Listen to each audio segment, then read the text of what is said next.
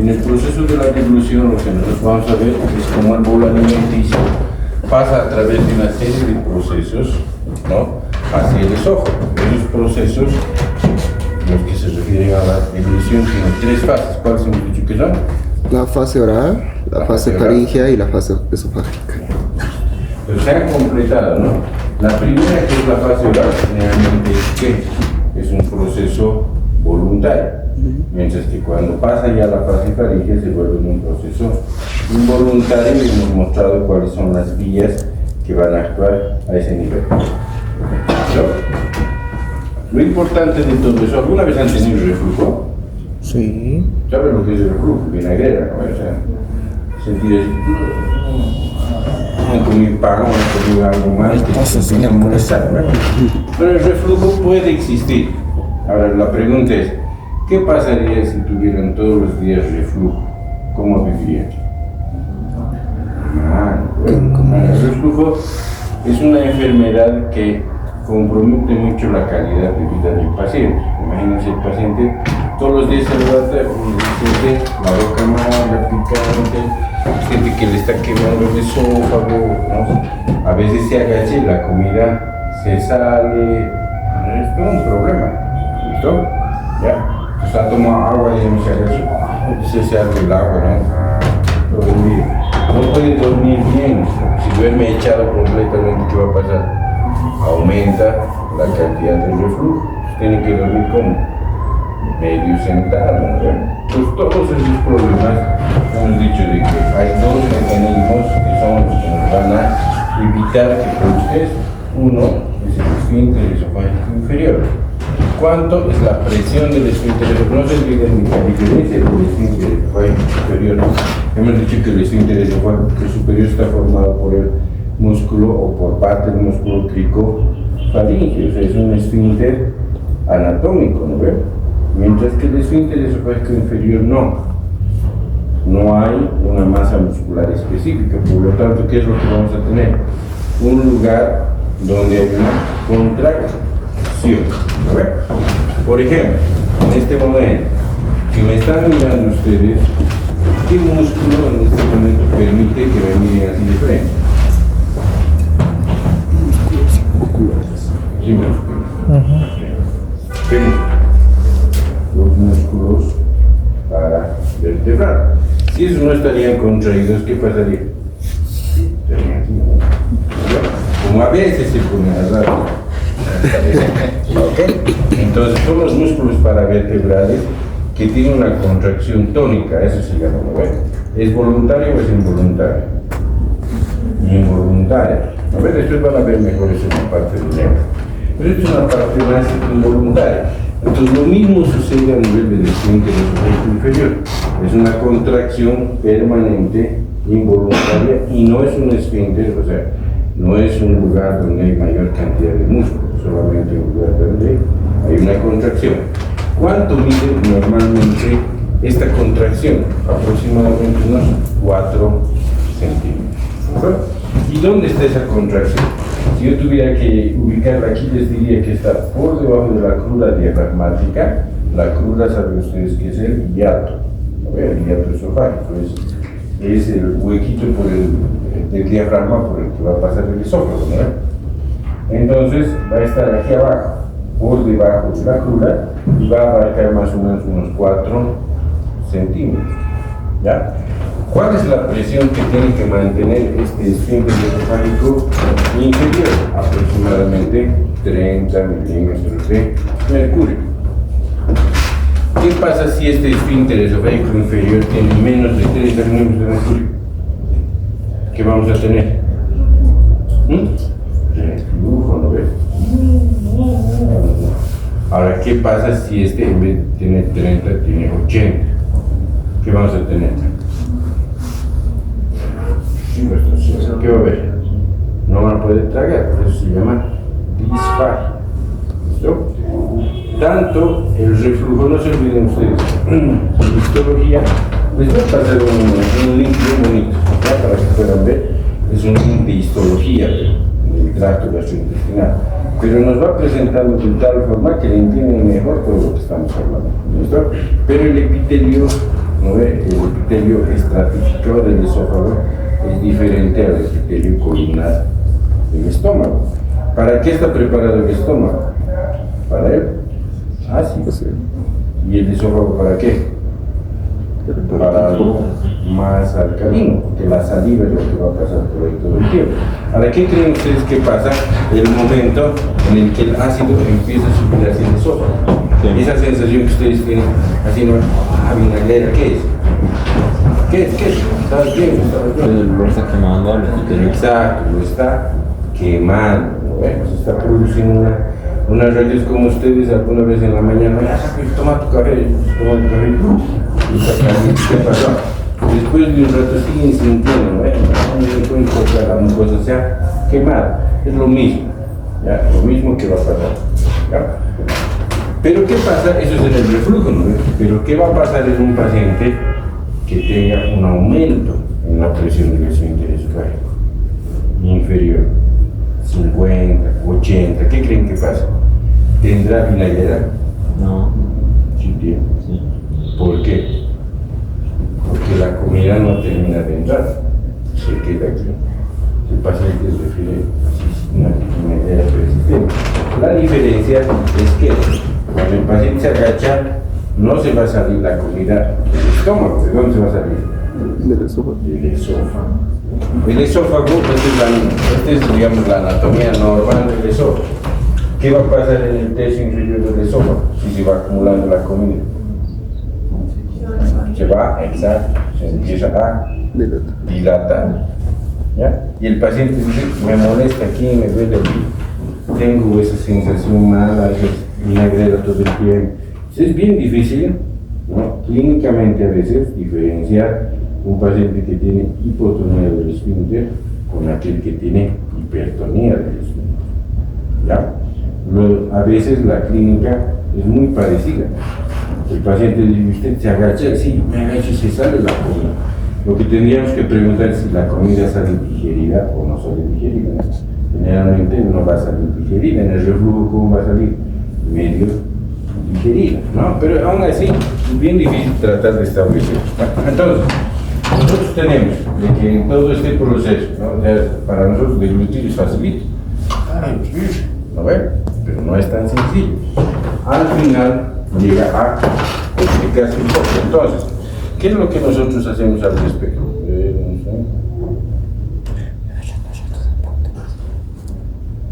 ¿Ok? Nosotros lo que vamos a hacer en la parte de fisiología, porque queremos saber cómo funciona, vamos a hacer, chicos, manometría esofágica de alta resolución, ¿no? Mediante un sistema de perfusión. ¿Qué significa esto? Yo voy a agarrar una sonda y la voy a meter a través de la nariz. ¿Ya? Voy a ir bajando, como en el dibujo anterior. ¿Y dónde tengo que llegar? Por aquí estoy bien hecho. ¿Dónde tengo que llegar? Hasta el esfínter esofágico inferior. Una vez que he llegado ahí, ¿qué le voy a dar al paciente? Un bolo de agua. ¿Y qué va a hacer el paciente? Bajar, deglutir el agua. En el momento en el que empieza a entrar el agua, los sensores empiezan a medir cuánto es la presión de cada porción del esófago, incluyendo el esfínter esofágico inferior. ¿Está bien? Más o menos se entiende, ¿no? ¿Ya? Entonces la manometría va a depender de dos. Uno, del catéter. Si el catéter es bueno, va a registrar mejor. Si el catéter es malo, va a registrar menos.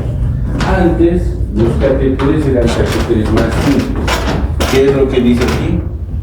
Dice esofágica de alta resolución. Pues ahora los catéteres que se utilizan no tienen la capacidad de captar mayor información de la que antes captaban. Antes, por ejemplo, en el gastro se hacían manometrías, pero era de 8 canales. ¿Se ubican? Como en las computadoras, ¿no? Y ahora las manometrías que se hacen son de 22 canales. ¿Cuál es mejor? 22. Las de ahora. ¿Ven? ¿Listo? Y ahora se hace por impedancia. ¿Qué es lo que mide la impedancia? ¿Alguna vez han tenido algún experimento acerca de la impedancia en sus cuerpos? Han debido tener. Es como cuando se miden esas pesas nuevas que hay, patapilas que tienen que subir, se pesan y ¿qué cosa más les va a dar aparte del peso? Cantidad de agua, cantidad de grasa. Los que trabajan en las partes dietéticas les hace agarrar un aparatito así, ¿no? Que aprieta y les calcula cuánto de eso deberíamos tener aquí porque es algo muy bonito, ¿no? O sea, nos permite calcular más o menos por bioimpedancia la cantidad de agua que tenemos, la cantidad de grasa que tenemos, de tejido magro, etcétera, etcétera. Sería bueno para hacer trabajo. Bueno, esa misma bioimpedancia ya se pone de hecho del catéter. ¿Ya? Entonces los resultados de la impedancia, ¿no? de la manometría esofágica van a ser mucho mejores. Eso nos va a permitir ¿qué? Tener registros exactos de lo que es la función esofágica, la deglución y la función. Hemos dicho de que más o menos a este nivel la presión está en 30 milímetros de mercurio. ¿Por qué les digo 30? Aquí van a haber variaciones. ¿Ya? Porque el 30 es el término que todos van a utilizar para el examen, ¿no? En el examen si les pregunto cuánto es la presión normal del esfínter esofágico inferior, ustedes querían 30 milímetros de aproximadamente, lo que está en el gallo, ¿no? ¿Ya? Entonces, toda la información que entra en cuanto ustedes empiezan a deglutir, ¿no? Empiezan a pasar el bolo de agua, se empieza a registrar en la computadora como zonas de alta presión y zonas de baja presión, ¿ya? Y nos permite perfectamente identificar qué cosa. Vean ustedes aquí el esfínter esofágico inferior. O sea, podemos nosotros identificar el esfínter esofágico inferior. Es tan exacto esto que también podemos calcular el tamaño del esfínter esofágico inferior, porque todo ya está hecho con algoritmos de computadora, ¿no? Y entonces ahí es donde nosotros vamos a poder diferenciar exactamente si un paciente tiene hipotonía, que sería la enfermedad por reflujo, o si tiene hipertonía, que también se llama acalasia. ¿Listo? En nuestro medio, no aquí específicamente, pero en nuestro país hay harto paciente con acalasia, especialmente ¿dónde están esos pacientes? En Sucre, Potosí, todas esas regiones, porque la acalasia es una complicación de ¿qué? De la enfermedad de Chagas. ¿No? ¿Listo? Entonces tenemos, no es que no haya aquí, no es que no exista.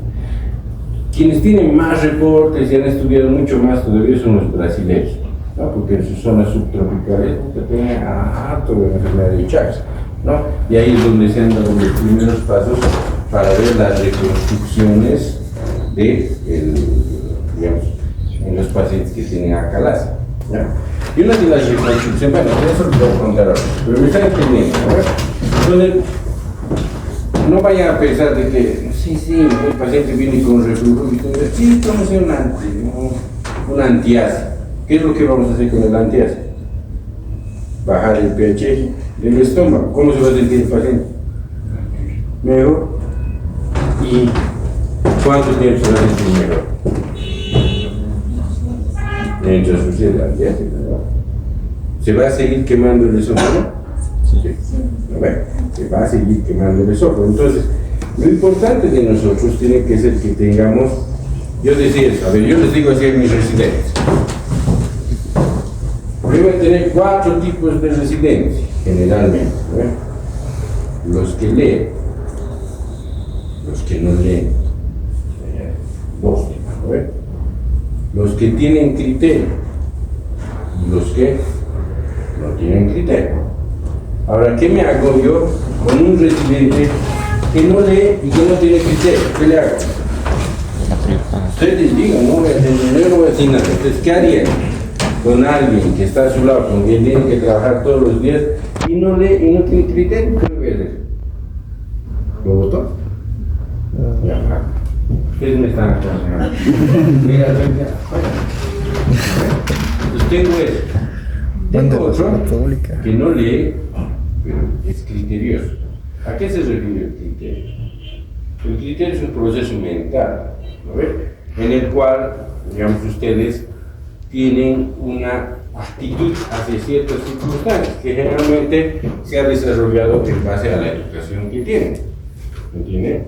¿Ya? Entonces, poco criterioso sería que alguien venga aquí, ponga su música, no sé, ya, hasta así no nos desborda, ¿verdad? Fuera de foco, como decimos, ¿verdad? Ya. Pero en la parte médica es un poquito más complejo, ¿no? Porque el criterio determina mucho la actitud que va teniendo el médico, o sea, va a ser también como parte de eso la formación que haya tenido. Entonces, cuando vemos en nosotros esto, ¿cuál sería el mejor criterio para ver si este paciente tiene algo o no? ¿Qué le pediríamos? Una manometría, ¿no? Eso es lo más lógico, eso es lo que el criterio que estamos haciendo. Pero en vez de eso, ustedes van a cualquier lugar y en vez de pedirles esto, ¿qué les hacemos? Les dan antiácidos, ¿no? O les dan omeprazol y chao. Ya, o sea, por eso les digo, es bien importante.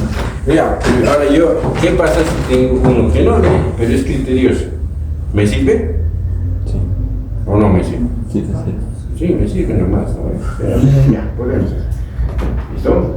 Y eso, Sí, pero yo- estoy hablando desde el punto de vista médico, después vamos a ver desde el punto de vista militar, es completamente diferente.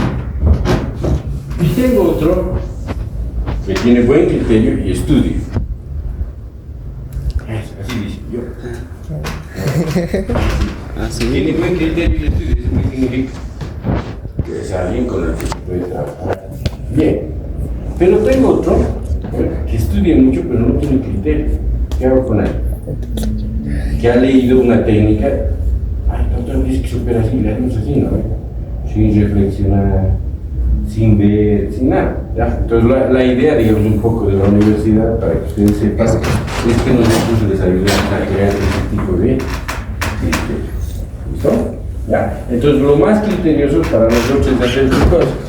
Una, manometría esofágica. Lo primero, sabemos, ¿no?, que tanto la calasia como el reflujo pueden tener los mismos síntomas. Lo primero que sería diferenciar qué cosa es qué cosa, en vez de estar dándole pastillas. Una alternativa que tenemos es esta. Después vamos a ver otras alternativas como la endoscopia. ¿Ya?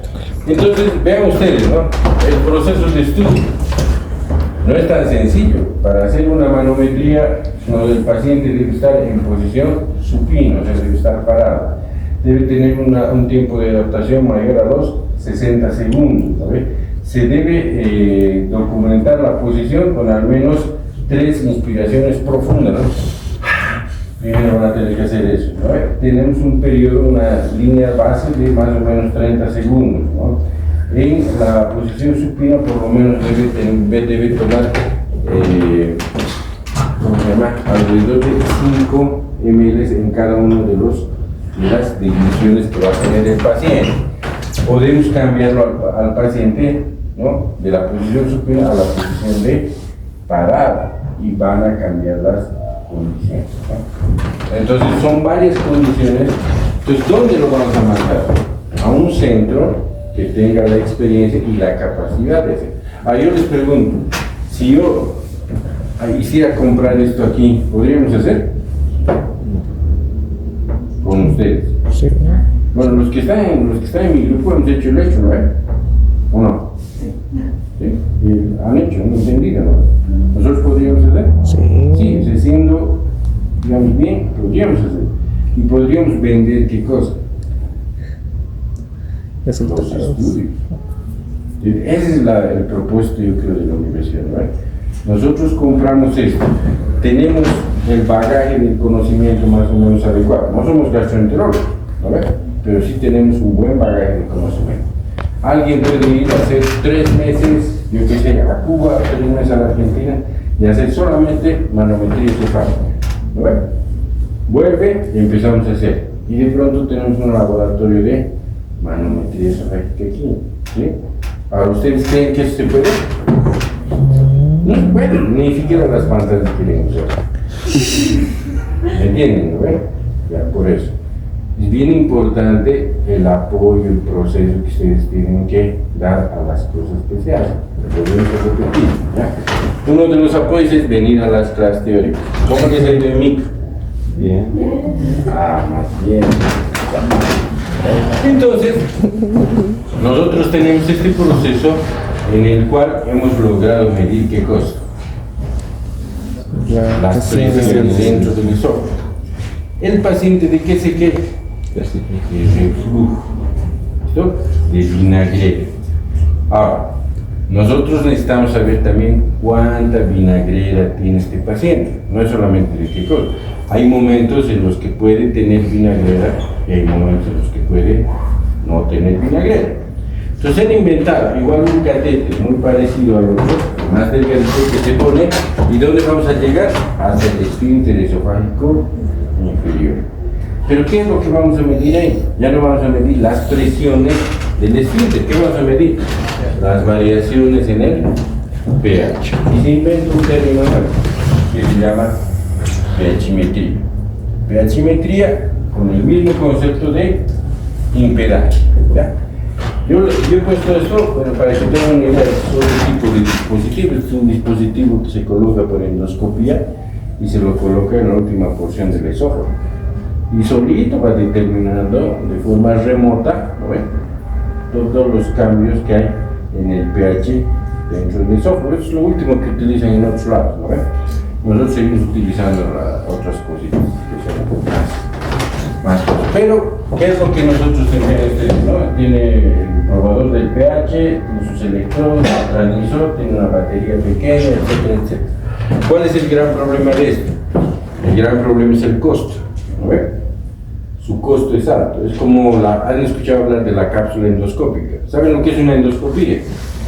Una endoscopía es agarrar y decir, abrir la boca y como un antiguo, a meter un tubo, ¿no? Con el objetivo de ver qué cosa. El estómago, ¿no? Por atrás, que vamos a ver, el colon, ¿no? Entonces, la tendencia que tenemos de invadir al paciente. Entonces, ustedes saben que hoy en día casi todo tiene que ser mínimo invasivo. El paciente siempre quiere, que no me toque, que no me haga, es más complicado. Entonces se han inventado, por ejemplo, la cápsula endoscópica, que es especialmente para el intestino delgado. Entonces, ustedes agarran la cápsula, se toman la cápsula, ¿ya? Y con un aparato transmisor están aquí, en lo que la cápsula va pasando por todo el intestino, va sacando fotos, hasta que va a llegar al colon y después ¿dónde lo van a botar? Vale. ¿Cuánto cuesta la cápsula? $1,200. Pero les permite un estudio completo ¿de qué?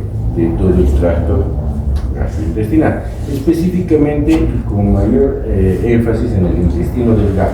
¿Listo? Ustedes sacan la computadora de aquí, el receptor, lo ponen en la computadora y tienen una línea de 24 horas donde van buscando, pueden buscar, ¿no? Cuadro por cuadro, si hay sagrado, etc. Cada vez están mejores las cápsulas, por lo tanto, les pueden avisar en qué momento han encontrado algo medio raro, a qué hora, que nos permita más o menos calcular la distancia del intestino donde estamos viendo. Entonces, como ven, la parte gastrointestinal no es tan simple como comer y botar, ¿no? Es mucho más complejo de lo que estamos viendo. Bueno, pero ¿qué es lo que hace esta pHimetría? Nos permite definir si este paciente tiene reflujo de verdad o no. ¿Por qué? Porque si comes mucho chocolate, te puede dar reflujo. Si tomas mucho café, te puede dar reflujo. ¿No ven?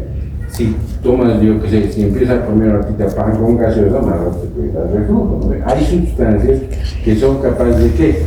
De alterar la presión del esfínter esofágico inferior. Por lo tanto, si nosotros vamos a medir el pH, vamos a medir en un paciente que está caminando, que está comiendo, que está durmiendo, etc. Entonces, la pHimetría se hace en 24 horas. ¿Ya? La vamos a hacer en 24 horas. En 24 horas vamos a ir monitorizando todo lo que está haciendo el paciente. Se agacha, se para, el paciente tiene que anotar. Me estoy parando, me estoy agachando, estoy trabajando, ¿no? He sentido un reflujo, el paciente siente un poco de reflujo, ¿no? Para poder digamos, estabilizar el pH que le vamos a dar para calibrar el equipo. Juguito de naranja, que es ácido, ¿no? Con eso vamos estabilizando ya. Tenemos un pH aproximado de 3, lo vamos a dejar ahí calibrado y lo vamos a poner aquí al paciente, ¿no? El paciente 24 horas. Y una vez que el paciente ya está 24 horas, ¿qué vamos a tener?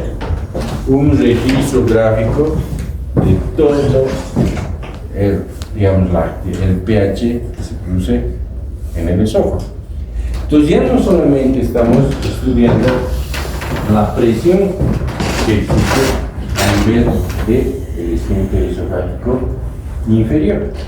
Ya no solo estamos estudiando las ondas peristálticas, además estamos estudiando el pH que hay en el esófago, ¿no? Y al final todo esto, miren, todo este registro que se hace en la computadora y todo eso nos puede dar lo siguiente.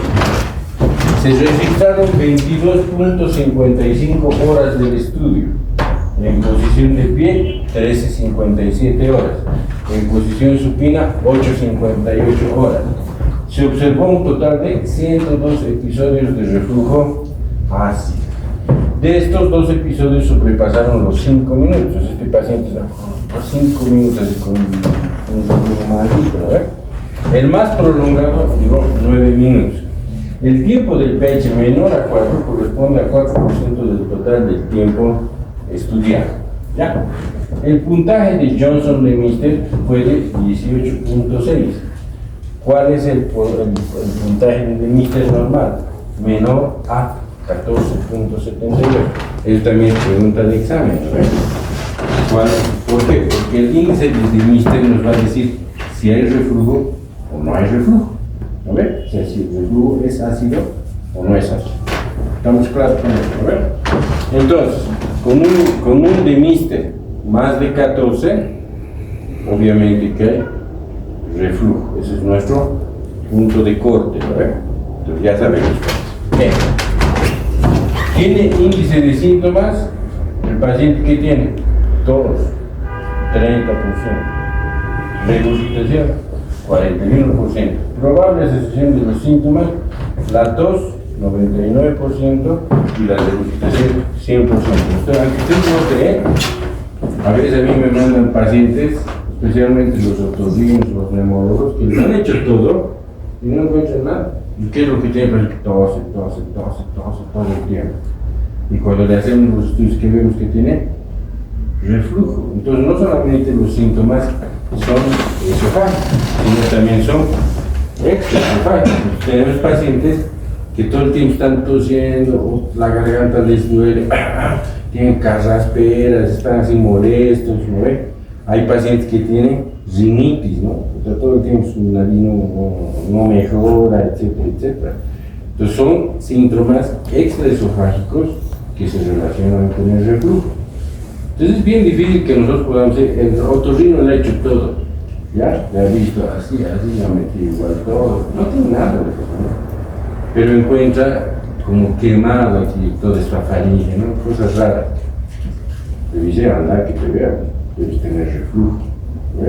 Entonces va el paciente y va por todos lados, no, tomate el antiácido, y el paciente sigue con esto. Entonces, a veces, llegan, yo les digo, ya, ok, haremos una manometría, haremos una pH-metría, querido hermano, tienes mucho reflujo, ¿verdad? Tu alternativa sería que te hagamos una prueba para el Helicobacter, que a ustedes están llevando microbiología, ¿no? Es muy frecuente aquí, que puede causar alteraciones en el esfínter esofágico inferior. Si es positivo, le hacemos el tratamiento y le dejamos 3 meses con inhibidores de la bomba de protones, ¿no? En dosis altas. Si después de ese tiempo le quitamos los inhibidores de la bomba de protones, el paciente va a estar feliz, ¿no? No tengo nada, estoy tranquilo. Le quitamos, ¿qué va a pasar? O se cura y no tiene nada, o vuelven los síntomas, ¿no? Entonces ahí es, ¿qué es lo que vamos a hacer? Yo soy cirujano, ¿qué le hago? Lo opero, le hago una cirugía anti-reflujo. ¿Qué hace el gastroenterólogo? Le sigue dando inhibidores de la bomba de protones. Con la doctora Luquipaco, que está allá atrás, ya, no, no. Nosotros hemos operado un paciente que tenía 35 años. Desde los 17 años tenía reflujo.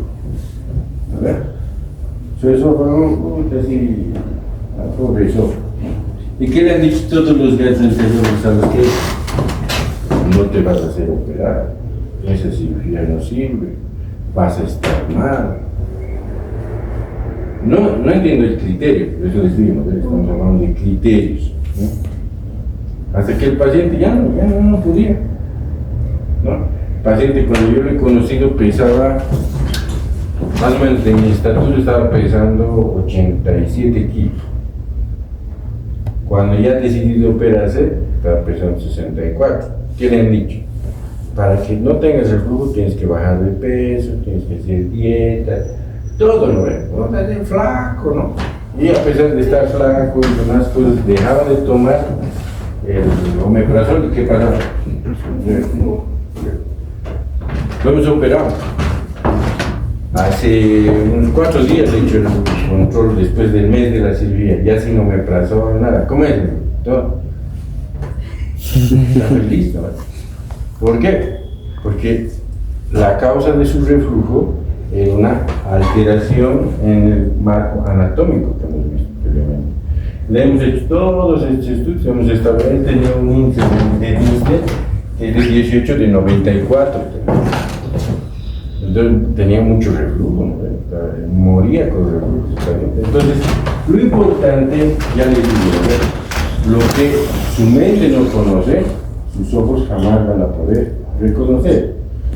Ahora, no se olviden que el conocimiento, ¿qué es? Problemas. Porque cuando ustedes van y dicen, pero ¿no sería bueno hacerle esto a un médico? ¿Cuál es la reacción normal? Les va a decir felicidades, que hayas aprendido eso. ¿Qué les va a decir? Sí. ¿Por qué? A ver, dime, explícame cómo es eso. Dame bibliografía, dame artículos. Es una actitud defensiva. ¿Listo?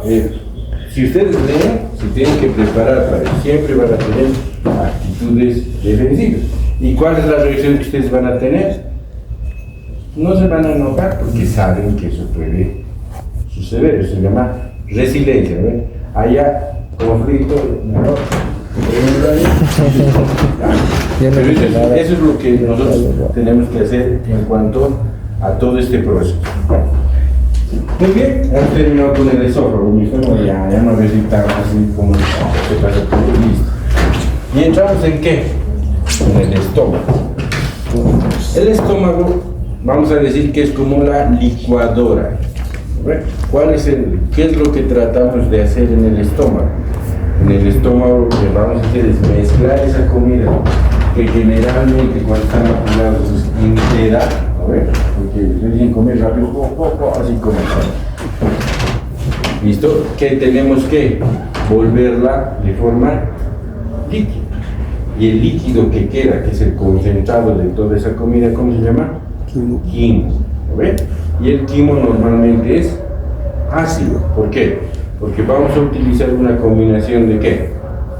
De secreción mucosa, ¿qué más? Ácido, agua, enzimas, ¿para qué? Para empezar a degradar todos los alimentos. Pero si nosotros nos acordamos, el esófago, la comida tarda en pasar ¿cuánto tiempo del esófago al estómago? 2 a 3 segundos. Entonces, ¿cuánto tendrá que pasar para que la comida pase del estómago al intestino?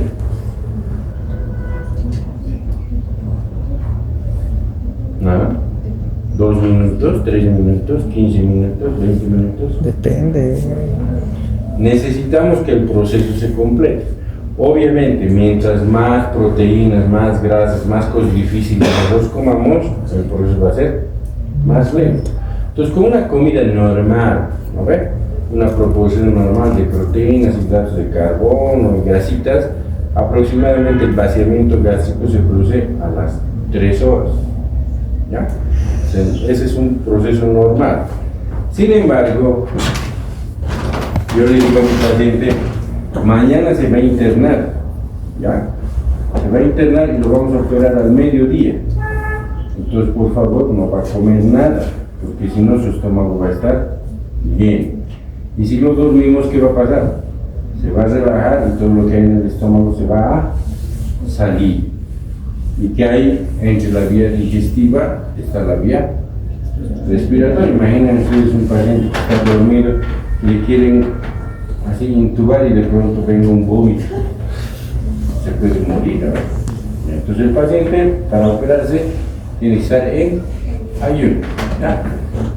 Pero como todo lo hacemos rápido, como si no va a comer nada, puede tomar un juguito, no, ya, algo chiquito, a ver, ya, listo.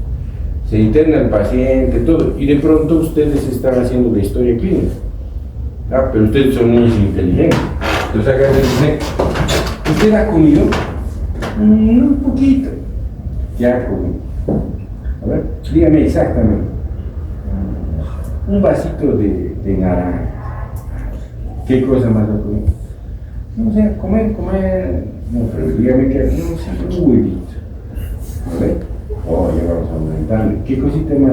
Un pedazo de carne, es que como no voy a comer hasta el mediodía. Ya. Entonces vean ustedes, ¿no? Por eso es tan importante cuando entra en semiología aprender a hacer una buena historia clínica. El paciente que ha sido advertido de que no tenía que comer, ¿no? Nosotros a veces como médicos también nos portamos como papás, ¿no? Entonces, doctor, ¿puedo tomar algo? Un poquito, sino a veces somos permisivos. Es mejor decir, no, si vas a comer, no te voy a operar, listo. ¿Entiendes? ¿Por qué? Porque tengo un paciente que de pronto puede hacerme un accidente. ¿Y de quién es la responsabilidad? Si el paciente, le estamos intubando, se aspira y hace un accidente y tiene que entrar a terapia de responsabilidad, a mí no me quieren cosas, ¿no? No van a entender que el paciente ha hecho algo que no debía hacer, a pesar de haberle advertido, ¿ya?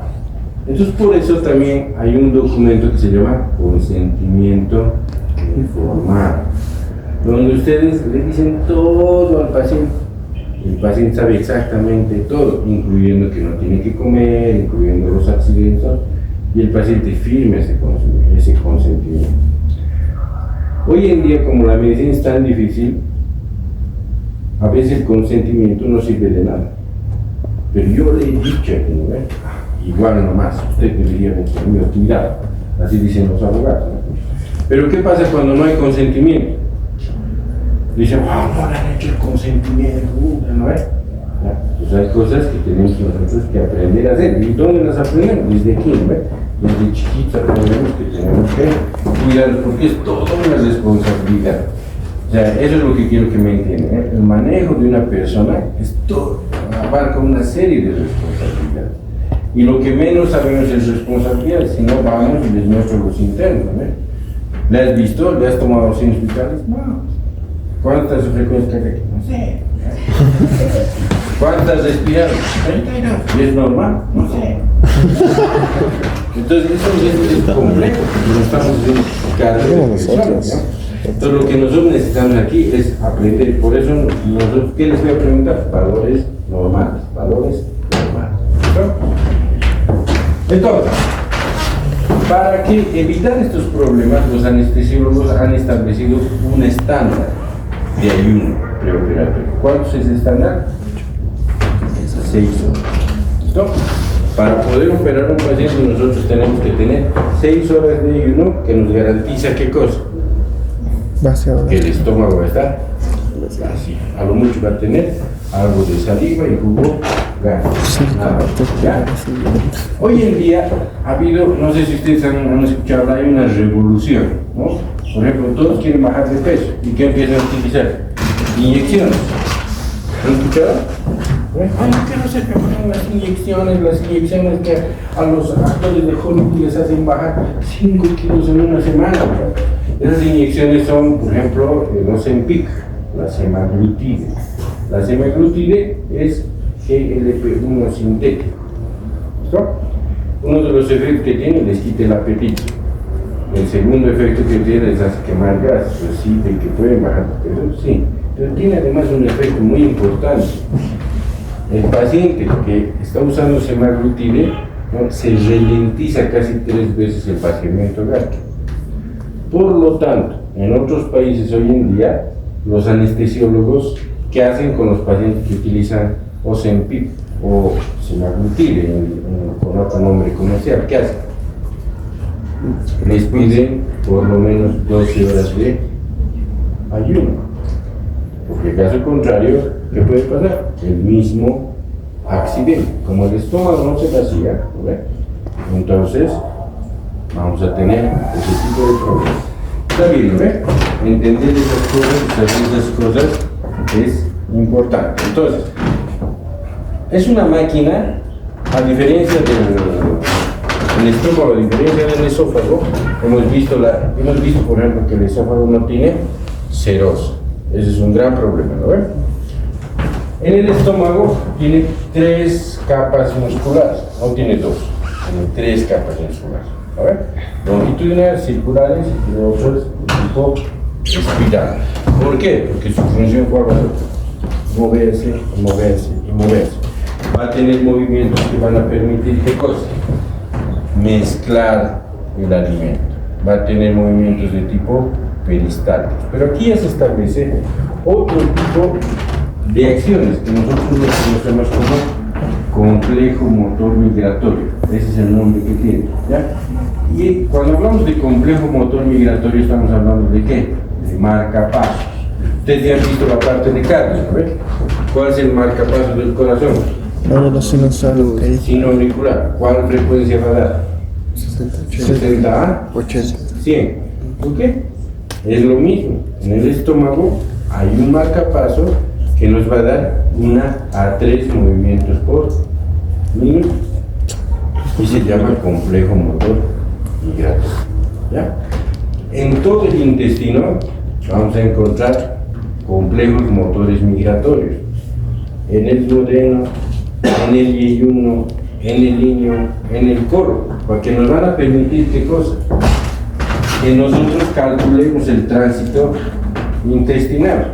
¿Cuánto tiempo va a estar en el estómago? 3 horas. ¿Ya? ¿Por qué? Porque tiene un movimiento especial. ¿Cuánto tiempo va a estar en el intestino delgado?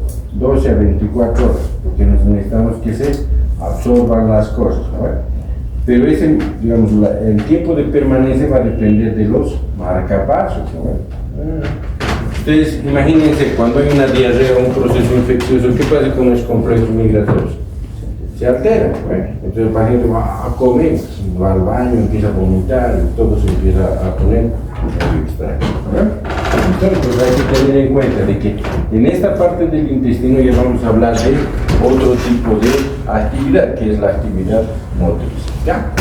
Entonces, los complejos motores migratorios son ondas de contracción producidas por la actividad eléctrica del músculo liso de una sola unidad de la actividad gastrointestinal. Nosotros vamos a tener normalmente la función del intestino, porque ya estamos hablando de función motora, ¿no ven? Vamos a tener lo que se llama un ritmo eléctrico básico, ¿ya? O sea, se va a ir moviendo progresivamente, pero no van a ser contracciones, eso es que me entienden, sino que se mueve. El reptar, ¿han visto ustedes una serpiente reptar? Se mueve como, sí, ¿no? Igualito. Bueno, a la doctora le voy a decir que se lo firme. Un intestino cuando estamos operando, ¿lo ven? Funciona, dice. A los residentes les encanta agarrar ahí un tijillazo al intestino. Inmediatamente comienza a ¿qué? A reptar. Les gusta hacer eso, ¿no? Mira el intestino, lo primero es un gustito aparte, ¿no? Por atrás, ¿no? Ya. Entonces tenemos ese ritmo eléctrico básico de movimiento, pero otra cosa es una onda es una onda de propulsión. Bueno, cada vez que nosotros tenemos, ¿no?, en la fase 1, vean ustedes del complejo motor migratorio que estamos hablando, ¿no? En la fase 1 solamente tenemos ritmo eléctrico base. En la fase 2, que dura más o menos unos 6 minutos, nosotros tenemos contracciones irregulares, que más o menos podrían desencadenar una contracción, una onda peristáltica. Pero es en la fase 3, que dura más o menos 3 minutos, en la que vamos a tener ya unas contracciones mucho más regulares y que se van a producir ondas de contracción. ¿Y cuántas ondas de contracción verdaderas se van a producir? Se van a producir alrededor de cuántas? De 3 por minuto. Una buena onda de contracción que sea capaz de ¿qué? De mover todas las cosas. A ver, voy a intentar hacer esto.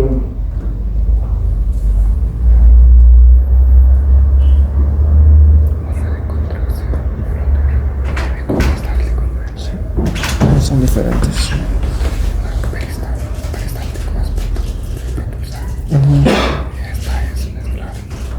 Es como una serpiente rectangular. Sí, no es como. Sí, así. Yo te creo que creo yo. Ahí no se ve.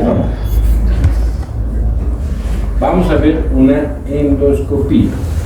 Esta endoscopía tiene ciertas características, pero es más o menos para que ustedes se vayan introduciendo en el tema, ¿no? Este es un paciente que tenía mucho reflujo, que ha venido de Sucre. Va a venir con endoscopías, Helicobacter pylori negativo, solamente tiene reflujo y no encontraba dónde hacerse operar. Viene con nosotros y ya lo vamos a operar. Pero después de la cirugía el paciente sigue como molesta, ¿no? Lastimosamente a veces tú crees en los colegas, ¿no? Dices, si ya le han hecho hace una semana endoscopía, ¿para qué le voy a hacer endoscopía, no? Ya tiene su manometría, reflujo, todo, lo operamos. El paciente no mejoraba, entonces le digo, vamos a hacer otra vez una endoscopía. Pues vamos a ver la Nissen, la cirugía ya hecha, cómo se ve por dentro, ¿ya? Y vamos a ver dos pacientes que tienen, además tienen una alteración en esta parte, en la cruda, tienen hernias hiatales. La cruda es el hiato esofágico, como dicho, ¿no ves? Es el hueco por donde pasa el esófago al estómago. Ahí tienen hernias. Más o menos van a ver ustedes, pero una cosa que tienen que ver también son los movimientos. Van a ver cómo se va moviendo el estómago, cómo se mueve de un lado, del otro. Van a ver, digamos, la parte de la mucosa, ¿no ven? Que nos da una idea de cómo está funcionando esta parte. No dura mucho, ¿eh? Tenemos alta saliva. ¿Listo? Y se ve bien más. Si van viendo, van a ver que tiene cosas rojitas, tiene líneas rojas, ¿ya? O sea, todo lo que le habían hecho nada, pues el paciente seguía con el Helicobacter, seguía con una gastritis poderosa por su Helicobacter, y nosotros bien hemos dicho ya, ok, tenemos que aprender. Para la próxima, venga de donde venga, le haremos nomás la endoscopía, ¿no? Si no, estamos en ese problema de que doctor, me he operado, pero estoy igual, ¿no? Ajá, imagínense ustedes que pasa. Entonces, esta es la Nissen, esta es la cirugía. Hemos hecho una nueva válvula. Entonces el paciente, ahora que ya terminó su tratamiento para el Helicobacter, está tranquilo, ¿no? Ya no tiene nada. Pero es lo que estamos viendo. Entonces, estamos viendo esto y estamos viendo la parte de atrás. ¿Qué es eso? El fondo del estómago. Esto es el cardio. ¿No ven? Hemos tratado de hacer un nuevo cardio. Vean ustedes, en este paciente nos estamos dando la vuelta y igual estamos subiendo. ¿Y qué vemos aquí? Vean aquí. ¿Qué es eso? Son las hernias. ¿Sí? Tiene dos hernias en persona.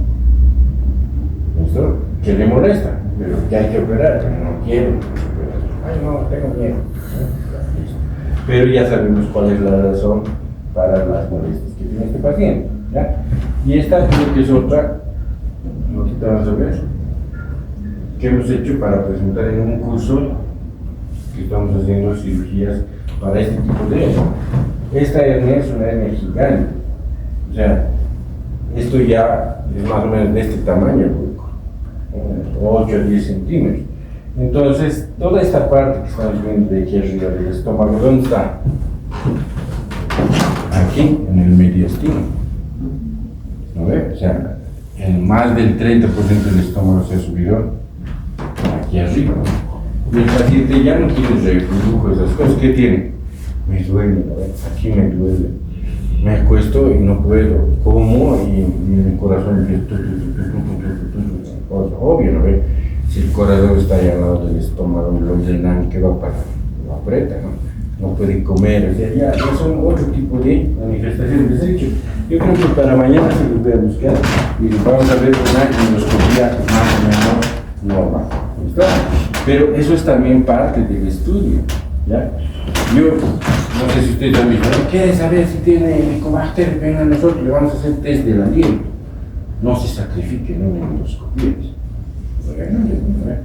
Pero en un test del aliento puede salir positivo, pero nunca vamos a ver esas cosas, ¿no? Entonces, vuelvo a repetir, de acuerdo a los síntomas y las molestias del paciente, ustedes tienen que tener el criterio para ver si van a pedir o no van a pedir una. Bueno, esto no es cuestión de que digan, no sirve, nosotros lo vamos a librar de esas cosas, que todo eso a veces es pura propaganda, lo que es, ¿ya?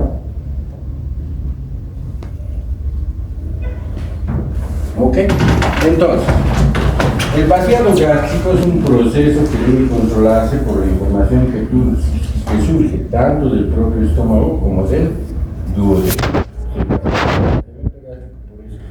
En las hormonas, ¿quiénes controlan el vaciamiento gástrico? La secretina, la colecistoquina, que se produce en dónde? En él.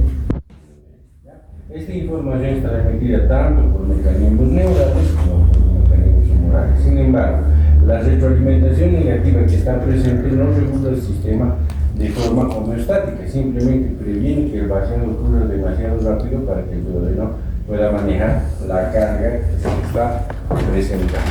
¿Listo?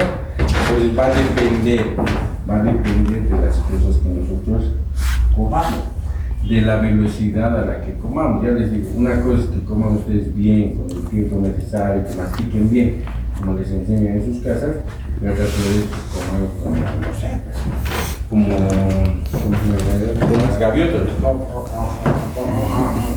y eso aprenden harto aquí, ¿no ve? Rápido, todos apurados, constantemente. Entonces, el proceso digestivo se altera cuando ustedes empiezan a ingerir los alimentos que no necesitan.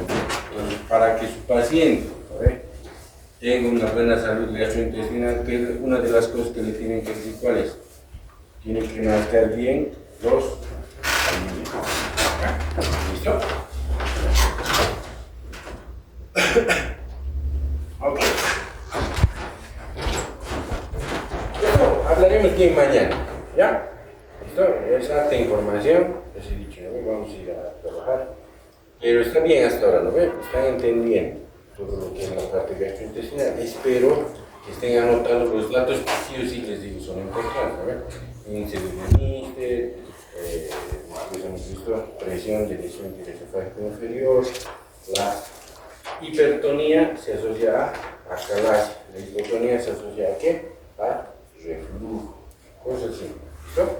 Ya, nos vemos mañana, temprano.